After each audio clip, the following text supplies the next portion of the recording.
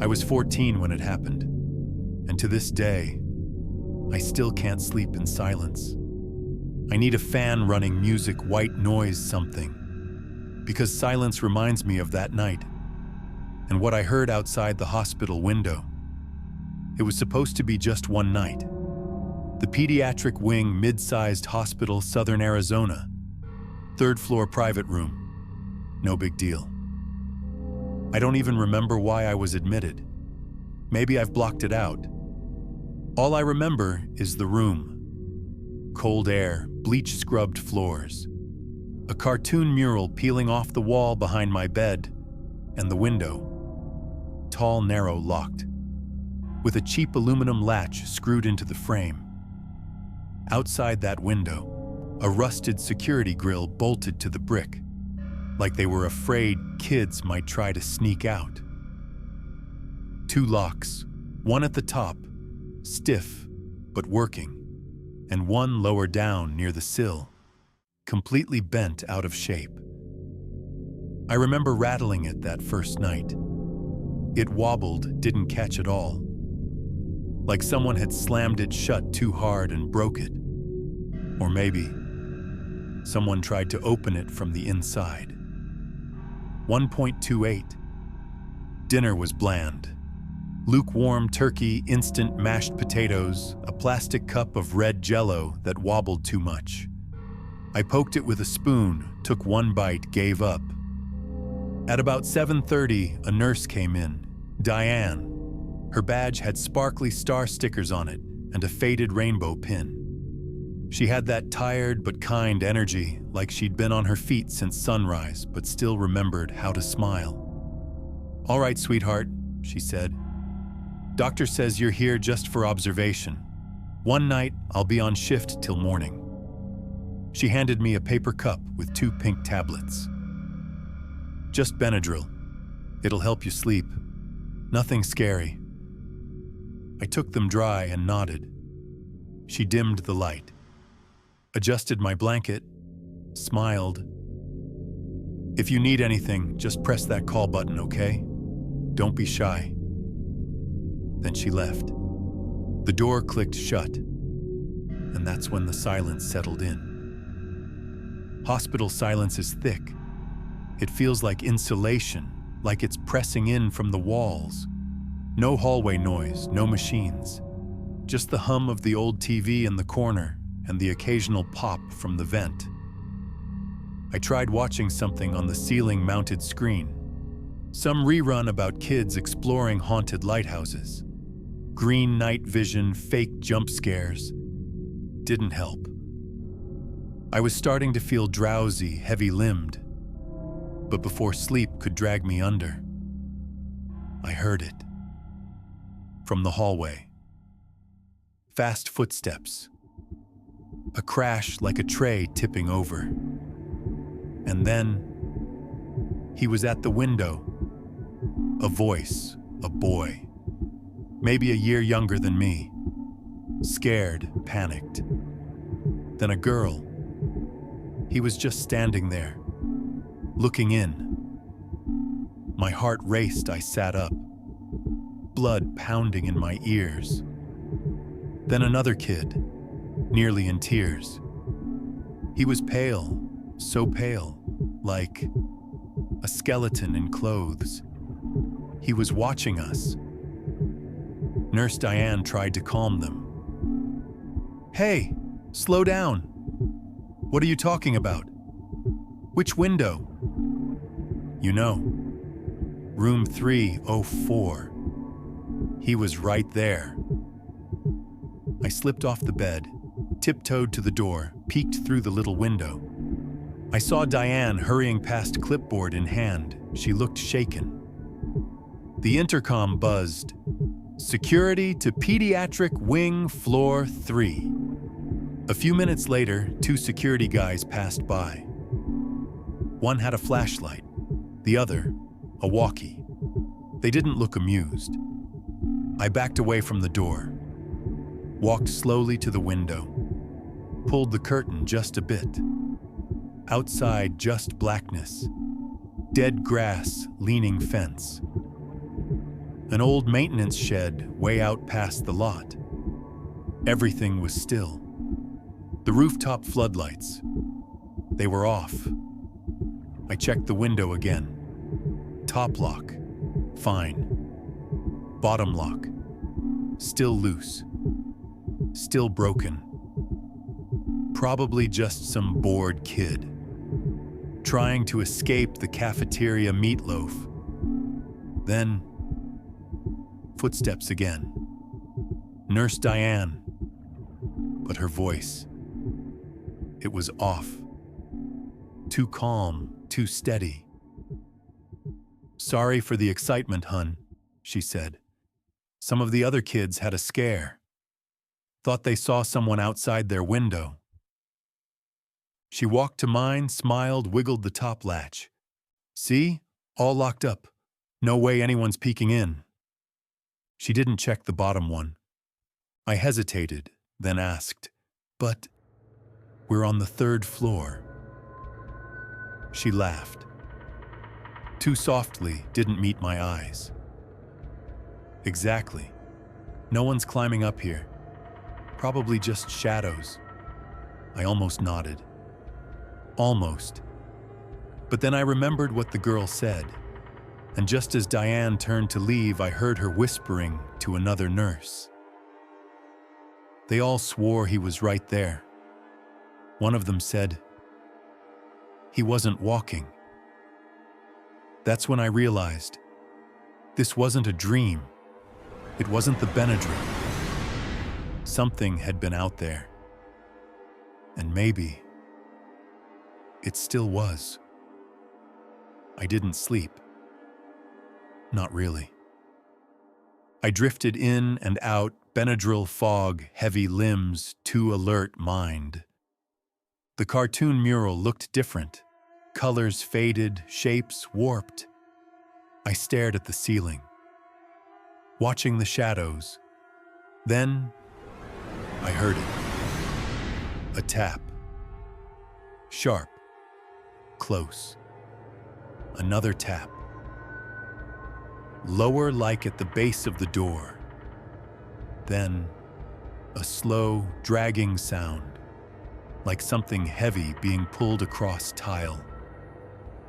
I slid out of bed, barely breathing, trying not to make a sound. My hospital socks slid on the floor. I looked out the door window. At first, nothing. Then I saw it. A shape low to the ground. Crawling. It didn't walk, it dragged itself. Arms outstretched, but the forearms ended in mangled stumps, like the hands had been hacked off long ago. It moved by slamming those stumps onto the floor. Thump, thump, thump. Then slurping itself forward in one wet motion. Every move came with a moist sucking sound, like wet meat dragging through glue. Its skin, grayish-white, almost translucent. Patches of flesh peeled from its back spine, sticking out like someone tried to tear it from the inside. It stopped in front of an empty room, tilted its head like a dog listening. Then it turned toward me. Its face was too long, too smooth, like latex stretched over bone. No eyes, just two deep black hollows, like bruises that turned into caves. And its mouth, number not a mouth, no lips, no teeth. Just a wide, gaping black hole. Like something had burrowed into its skull from the front and hollowed it out. From that hole came a faint wheezing, not breathing. Something pretending to breathe. I stumbled back. My foot caught on something. The IV stand next to the bed. It toppled over, clattering across the tile with a sharp metallic crash. Fell hard. Elbow cracked on tile. Pain flared, but I didn't scream. I crawled to the bathroom, slid inside, slammed the door, fumbled for the latch, twisted it shut, pressed my back to the door. Hands white on the knob. Dark, except for the nightlight near the sink. My breath roaring in my ears. And then, thump, thump, squelch. It was coming. Closer. The sounds stopped right outside the door. Tap, software too soft, like a stump nudging the wood. Tap, tap. The handle turned. Slowly. It rattled once. Then silence. I squeezed the lock tighter. It stayed there. I could feel it. Heat through the door. Then it moved on. Not away, into the room. I heard it slide across the floor, past the bathroom toward my bed. The mattress creaked. Something shifted the tray table. The TV clicked, static, then silence again. The room smelled like old blood and mold. I didn't move, I didn't breathe. I sat there clutching the lock until my knuckles went white. At some point, everything went quiet. And somewhere in that thick, rotten silence, I must have passed out. When I opened my eyes, it was still dark. Maybe 4 a.m. No lights, no sound. I unlocked the door with shaking fingers, stepped into the room slowly. Nothing. The tray table was slightly turned. The mattress had a soft dent on one side like someone had knelt on it. But the real horror was the window. The top latch, the working one, was undone. And next to the broken lower latch, the one that always rattled, there was a handprint, a single long, greasy streak dragged downward, like a trail of oil and dead skin. No clear palm, just a vague oval ending in smears, like something without fingers had leaned in close, then slid away. The morning didn't come with sunlight, just a shift in color, from black to gray. I stood by the window staring at that greasy handprint, the latch still undone. Outside, the same brittle grass, the leaning fence, the broken maintenance shed, as if nothing had happened. As if it had never been here at all. But I knew better. The silence had weight now. The air felt used, like something had breathed it that shouldn't have lungs. I didn't touch the window, didn't call the nurse. Not after last night. I just stood there waiting, listening. Around 6:15, the hallway came to life. Breakfast carts, slippers, shuffling, distant voices. I stayed frozen. When Nurse Diane opened the door, she stopped mid-step. I must have looked like hell. Pale, sweaty still in my hospital gown. Standing by the window like I hadn't moved. All night. "Sweetheart, are you okay?" she asked softly. I didn't answer. Her eyes followed mine to the window, to the streak. She blinked. For just a second, I thought she saw it. Really saw it. Then her face changed. A switch flipped. The professional mask returned. She stepped forward, touched the top latch, slid it quietly back into place. She didn't mention the bottom lock, didn't mention the print, just smiled, flat and distant. "I'll have someone bring your breakfast, okay? Let's get you checked out soon." I finally opened my mouth, whispered. Someone was in here. She tilted her head, still smiling.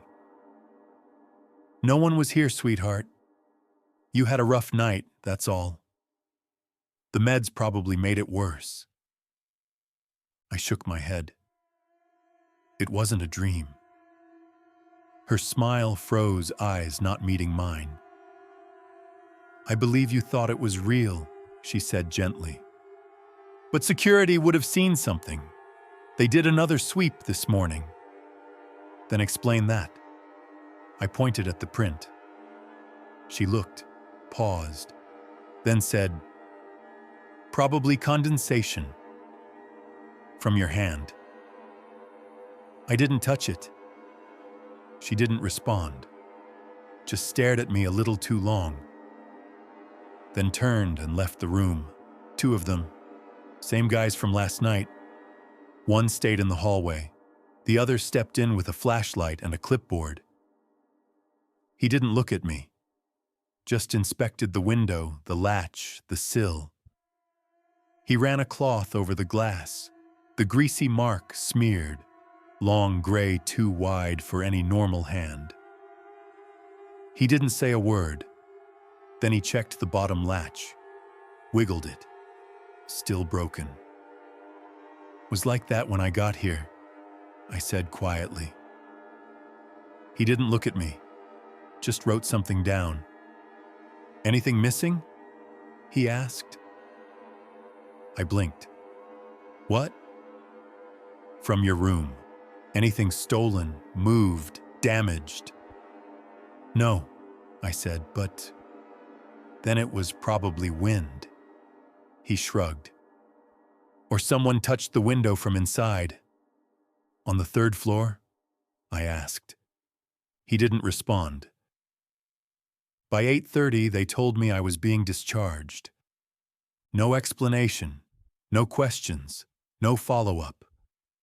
Diane helped me pack, signed the clipboard quickly, never looked me in the eyes. Before I left, I turned back one last time. The bed made, tray wiped clean, window shut tight. The greasy streak? Gone. But I knew it had been there.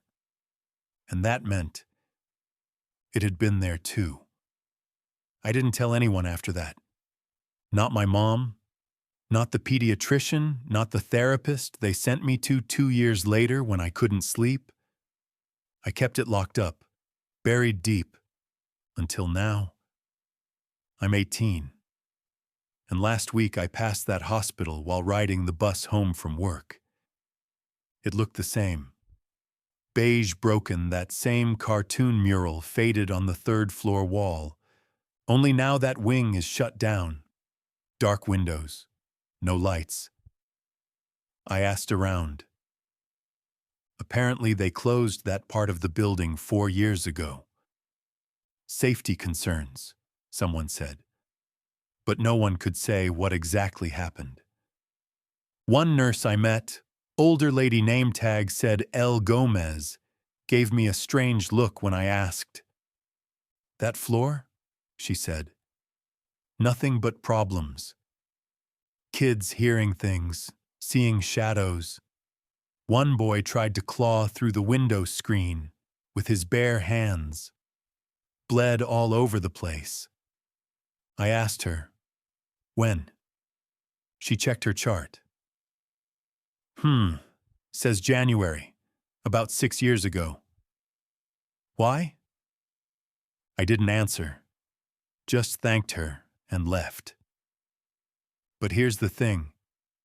I never told anyone about the window screen, not the broken latch, not the mark, not the thing that crawled into my room. And yet, that nurse, she knew. Some nights now, when it's too quiet, I swear I hear it again. The wet, dragging sound. Thump, thump, shulk. Right outside my door. And sometimes, I check the window, just to be sure. The top latch is always locked, but the bottom one still wobbles. And this was only the beginning. The next story is something else. An original nightmare, twisted, unpredictable, and the ending will leave you staring at the screen. Subscribe now. You won't want to miss it.